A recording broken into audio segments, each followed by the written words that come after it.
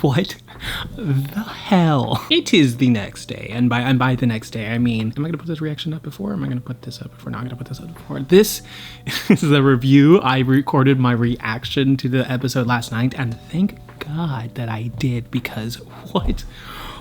None of what I saw was real. It couldn't have been real. I mean, I had a couple of realizations last night. The first realization is that this is my good side, and that this is not my good side. Handsome Lego piece.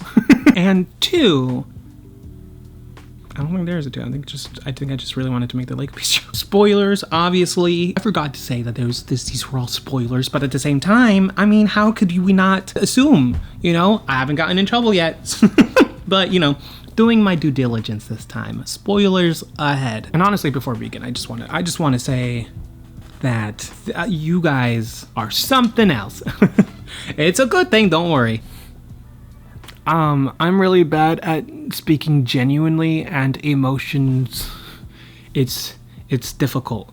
But just know that I'm super grateful for everybody who has jumped on board throughout the last few weeks, who have been bearing with me, because I've gone through things the past few weeks, 2 months maybe. Things have happened, so I've not been on my game, my A game, my best game, or any game. And doing this has definitely been both therapeutic and helpful. And you guys, your responses to my videos have been phenomenal. And just seeing the community within this and with the other channels have also been really eye-opening. It's awesome. It's really nice. And it really wouldn't have happened without Blake, Nerds at Night.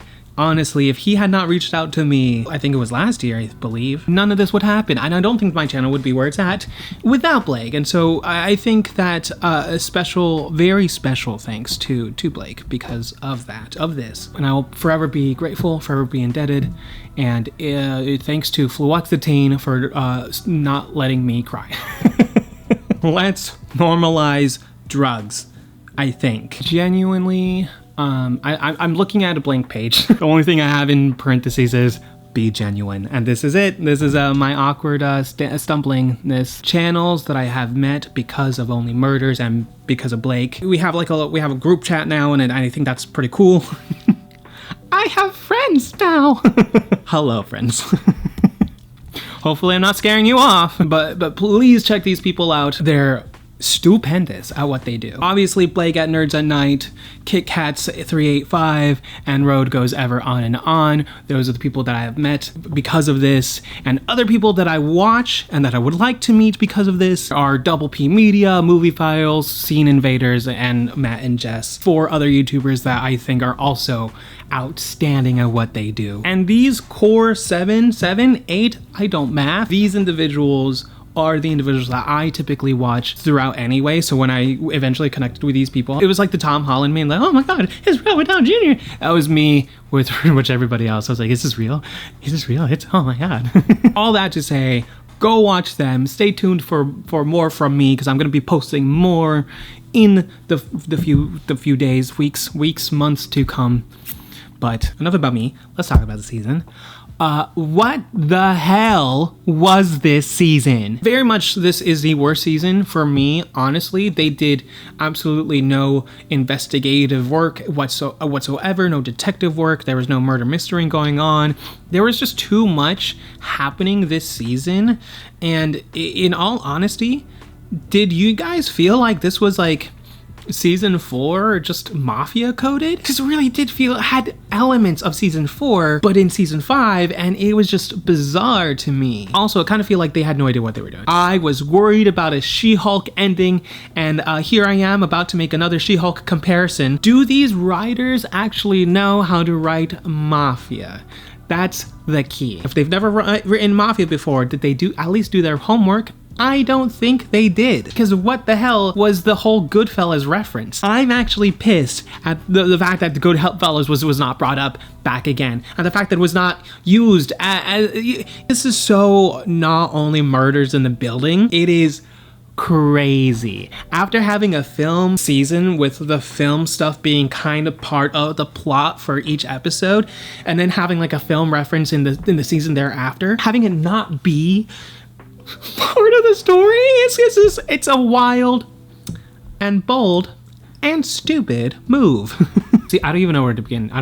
Let's begin with the killers. Killers reveal Nikki's killer, Lester Coluca, accidentally, or was it not? Here's the thing. Nikki's death being so inconclusive is stupid. I'm gonna be using that word a lot this episode because this whole season was very dumb. The reveals all throughout were actually so rushed. It felt so cheap. This episode felt a little cheaply made. When it first started, I was actually impressed with the grain, the artistry, but then after a while, I was like, this just feels so undeserved and unrewarding, so dissatisfying, and I didn't like it. I didn't appreciate it. I liked like aspects of the finale, yes, but then as a whole overall, it was weak. It was weak because the season was weak, and I feel like there was a lot of potential. This finale feels like the Rise of Skywalker to me, where there's a lot of potential, but they just dropped the ball in every single moment that they possibly could have thrown the ball at a bullseye. I'm losing my analogies. So you answer me this. Was it the coke that did it? Was it the head injury that nobody noticed? Or was it the self-suffocation from a paper? I don't, that was dumb. It wasn't real. It was not real. I don't think it was real. It didn't happen. It just did not happen. Nikki did not shove a piece of paper in his own mouth and then suffocated. Was it the heart attack? Was it the suffocation? I mean, the cleaver was an accident. It was part of it. It was just, this was unfathomably be appropriate, Ivan. Cheap. The finale felt cheap to me in many ways. Inexpensive, like they were on a budget, rushed. Everything was on the nose. You tell me, did Lester do it?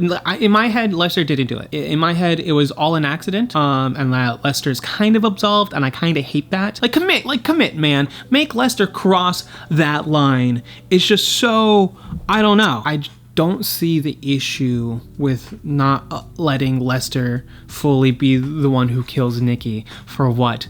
To absolve Lester? So dumb. It's so cheap. It's so weak. So weak. No one has any balls in writing anymore. It's sad. It's depressing. My God. And therefore Lester's killer. So I guess we were correct in the, again, cliche answer that Lester saw things and that he was killed because he saw things. Oh my God, dude, it's such a boring story. Cause like you promise so many things, and then when it gets down to it, you're like, oh, it's just the same old ass thing that everybody else has done. It's so bad for season 5, for a show that has had 4, in comparison, solid seasons, because this was not a solid season. I would say that this is really bad. But having the mayor be the one to kill Lester is my God, dude. Like, what were we trying to say? We were trying to do and say so many things, but then having it be the mayor is just, it kind of undoes anything and everything that you were trying to do and say in this whole season, because it's just the most cliche storyline that you could have picked. But you could have made just amazing storylines just by having and utilizing the characters for their purpose, because evidently the season is treating like the mayor did it. But if you really think about it, it really was everyone, because everyone is involved, which Jay did bring up the fact. He's like, oh yeah, Camilla did this, I did this, Bash did this. But do we not forget the fact that Romy willingly let the police in? Romy is culpable as well. She should also go to jail. And then making Sophia and Bo Tillman the ones to have the affair makes absolutely no sense whatsoever. It's unbelievably dumb. And I don't even know, man. I don't even, I think that the writers need to be fired. The delivery of the finale of Lester's death was exhilarating and everything, but it just, none of it felt deserved, and none of it felt a satisfying payoff. Like, we were waiting for a really good payoff, and this is what you give us. And what's more is that the writers think we're all stupid, and I think that's stupid, because the trio are now suddenly deliberating the fact that perhaps one of the suspects could potentially have a fake finger. Why did that not be a thing that got brought up before episode 10? And the fact that they're now questioning, oh, maybe it could potentially be Jay's finger, it just could be an exception or whatever.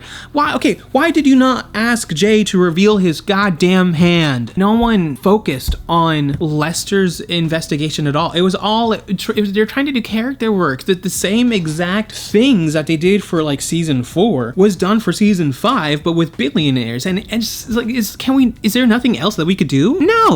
So like, whoever wrote their spec scripts and got their job this season should not ever be allowed to write anything else again, because clearly they did not understand the characters. They did not understand anything. That line that Oliver had at the very end, I can't believe I saved the Arconia. That is not something that Oliver would say in that moment. He would absolutely read the room. He would say Uno. That is something that he would say. That's something I would say. But he would not say, and if he did, he would be a little bit more jokey about it. Like, obviously, he's not saying that it's him, but in this moment, it definitely was very, very directed to be communicated that he thinks it's him, because the writers and the director assumes that Oliver is super, super egotistical, and he only half is, but like, it's just, wow. This is one of the most cliche stories I've ever seen. And if you actually think about it, everyone did do it. And I'm really tired of these kind of fake outs of everybody kinda did it. The Westies kinda did it with Dudenoff. The billionaires kinda were involved. You can't make everyone feel like they might have done it. And that's fine, because everybody needs a motive. Everybody needs a reason to have done it.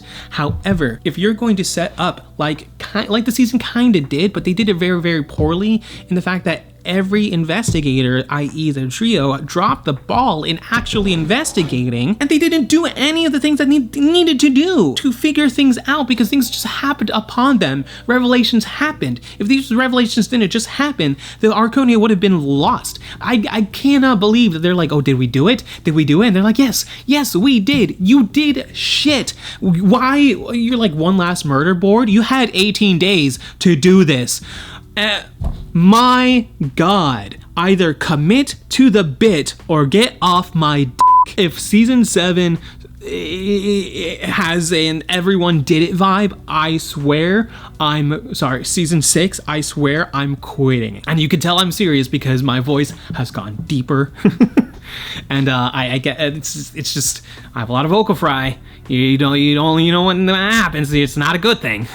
And the fact that like this trio are now having these discussions that are quite good discussions, might I add, but they're discussions that real life fans have had for weeks. We've had these discussions for weeks. To me, I'm just watching boringness happen, because we've already deliberated all of this. We've already had theories, and that's why I say the writers think that we're stupid, and I think that's stupid, because the fans are not stupid. That's why that's why we have fans, and that franchises exist and IPs exist, because the fans are going to be the ones who dictate and the ones who are going to be part of this journey with you. So you need to be able to come up with a good story, a good follow through, like season 1 was. Sure, there was a few plot threads here and there, but overall I think that season is a 10. Opposed to this was really hot garbage, and I really do mean that in the most apologetic, but also the most sincere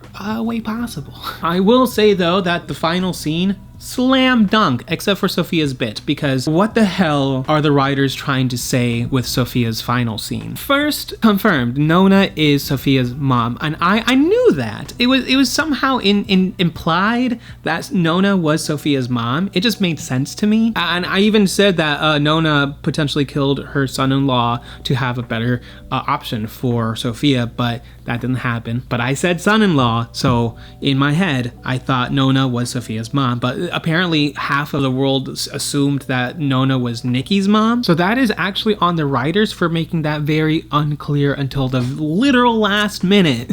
But it's crazy. It's crazy that we had no idea whose mom Nona was and who the murderer was. It's not that we didn't know who the murderer was. I think it's because we just did not want to believe that it was the mayor. We were in such disbelief that it could have been the mayor because we wanted it to be better. I only watched a little bit of the last podcast, and I actually stopped watching it when Michael Keegan Key came on because I'm like, you know what, dude, you can be happy and you can be excited, but I don't think I can be excited with or for you.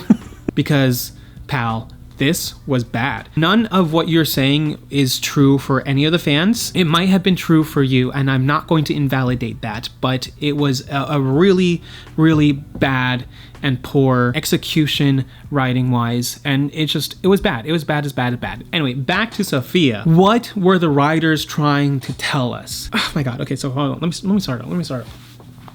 Okay. I'm rolling my sleeves back because this is getting serious. Here is the thing.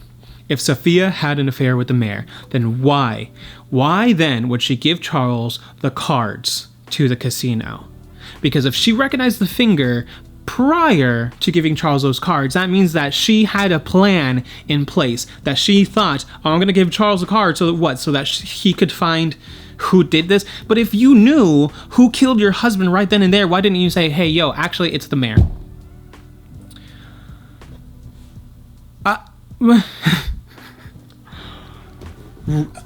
Right? If she really has nothing to do with this, why didn't she just say it was the mayor? Did she do this on purpose? Are the writers trying to say that she orchestrated all of this somehow to go down the way that it did? That Sophia planned to have Nikki see her have an affair with the mayor so that Nikki would go crazy and kill the mayor? But that didn't work.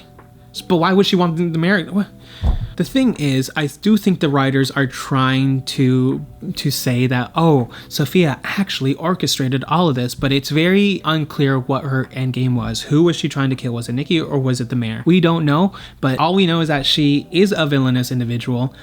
Good thing that Charles said no to her, but I don't like it because it's inconclusive, it's unnecessary, and it's stupid. It really is. We didn't need any of it. I don't know. I felt uncomfortable. It felt like a conversation that was completely and entirely out of nowhere and unwarranted. I know she has resentment towards her mom, but it was a lot, and it was a little mean. Yeah, Nona threw pistachios at her, whatever, but like, I don't know. Without a clear indication of what Sophia's plan was, I don't understand this, and it just makes no sense as to why it's even included in the final scene. And whatever. But besides the Sophia thing, the final scene was a slam dunk for me. I thought it was Natasha Lyonne. Not gonna lie, they got me good with the curly hair, and I thought Natasha Lyonne would be a perfect get for this. So who's gonna be the girl with the curls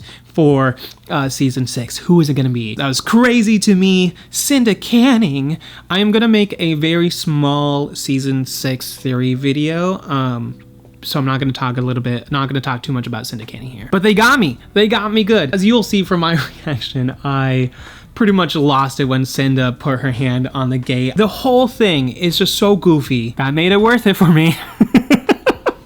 That made it worth it. But Howard and Vinny, though, I did not expect Vinny to be the gay one, but it's great. I love it. It's Howard and Vinny. It's amazing. But the fact that Howard now has a mobster boyfriend, is no one gonna bring this up? Howard, I'm onto you, boy. But just like Howard has a new boyfriend, I feel like Mabel needs to be locked down so that there is no more potential love interest for season 6, or just don't give her love interest for season 6. I'm done with these love potential maybe will they won't days.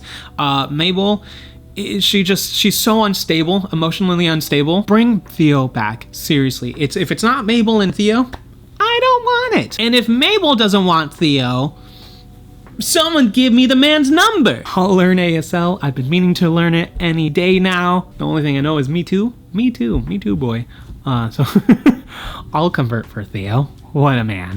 However, I will be checking the writers for season 6, because if they are the same writers for season 5, then I may only do a review next year, because I don't want my time to be wasted again, my efforts to be thrown about again, because this season was just so not good. It reminds me a lot of Halo, the one Halo show.